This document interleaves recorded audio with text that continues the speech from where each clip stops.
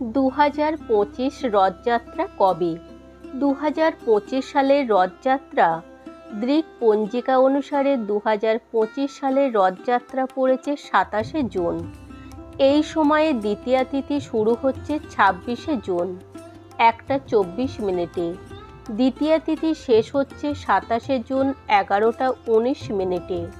Greek পঞ্জিকা অনুসারে 27শে June পালিত হবে রথযাত্রা। 2025 সালের উল্টো রথের তারিখ হল 4 জুলাই শুক্রবার। উল্টো রথ মানে জগন্নাথ দেবের মাসির বাড়ি থেকে পুরীর মন্দিরে ফিরে আসার যাত্রা।